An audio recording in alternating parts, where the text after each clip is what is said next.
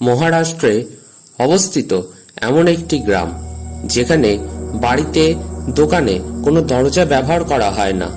বিশ্বাস করা হয় ভগবান তাদেরকে তাদের গ্রামকে চুরি ডাকাতি থেকে সম্পূর্ণভাবে রক্ষা করবেন। যেখানে ব্যাংকে কোনো তালা ব্যবহার করা হয় না। কোন সেই গ্রাম? কেন এমন বিশ্বাস? নমস্কার প্রিয় বন্ধুরা, স্বাগত জানাচ্ছি আপনাদের এই চ্যানেলে। আশা করছি আপনারা চায়ের প্লেট বা খাবারের প্লেটটি নিয়ে বসে পড়েছেন। তাহলে আসুন খেতে খেতে শুনুন আর জানুন। মুষলধারে তীব্র বৃষ্টিতে গ্রামের মধ্য দিয়ে প্রবাহিত পানশনালা নদীটির জল ছাপিয়ে গ্রামে প্রবেশ করে। নদীর জলে একটি বড় কালো রঙের পাথরের অংশ ভেসে আসে।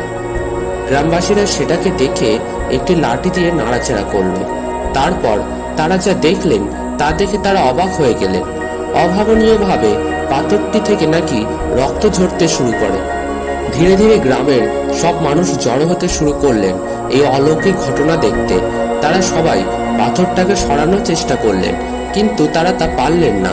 পাথরটা এতটাই ভারী ছিল।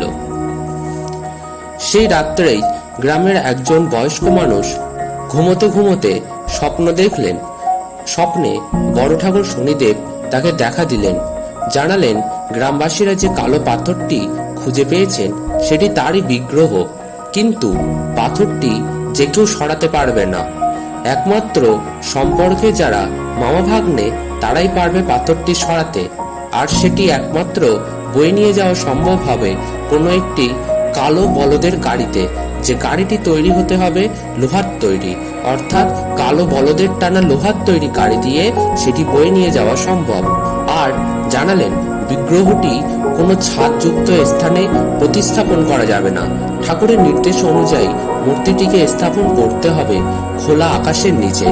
এবং তিনি এও জানান যে তাকে প্রতিষ্ঠার পর তিনি গ্রামবাসীকে রক্ষা করবেন। পরের দিন সকালবেলা স্বপ্নে পাওয়া নির্দেশ অনুযায়ী গ্রামবাসীরা সকলে সেই স্থানে উপস্থিত হলেন। দেখলেন যে পাথরটি আগের দিন 100 জন মিলেও সরানো যাচ্ছিল না, সেটি আজ মামা ভাগ্নে 2 জন মিলে সরিয়ে ফেলেছে। এরপর ভগবানের নির্দেশ অনুযায়ী বিগ্রহটিকে কালো বলদের গাড়িতে করে নিয়ে আসা হলো। ফাঁকা স্থানে একটি বেদির উপরে প্রতিষ্ঠা করলেন বিগ্রহটিকে। তৈরি করলেন বড় ঠাকুর শনিদেবের মন্দির। মন্দিরটি শনি সিংনাপুর পবিত্র মন্দির এবং তীর্থস্থান নামে পরিচিত। এই মন্দিরটি ভারতের মহারাষ্ট্রের আহমেদনগর জেলায় অবস্থিত। বড় ঠাকুরের উপর তীব্র বিশ্বাস আর ভক্তিতেই তারা বাড়িতে দোকানে কোনো দরজা রাখলেন না। ঠাকুরের উপর বিশ্বাসেই তারা এটিকে খোলা রাখলেন। 2011 সালের জানুয়ারিতে ইউকো ব্যাংক এখানে একটি শাখা ওপেন করেছিল। শাখাটি ছিল উন্মুক্ত। এতে স্থানীয় প্রশাসন তীব্র অসন্তোষ জানায়। ভারতীয় নিয়ম অনুযায়ী ব্যাংকগুলিতে উচ্চ নিরাপত্তা বাধ্যতামূলক, কিন্তু এই ব্যাংকটি ছিল ব্যতিক্রম।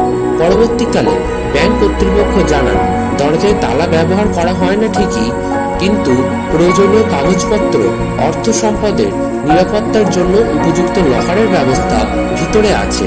তাহলে বলুন কেমন লাগলো ভিডিওটি? কে কে নতুন জানলেন আর কে কে আগে থেকে জানতেন? কমেন্ট করে জানান।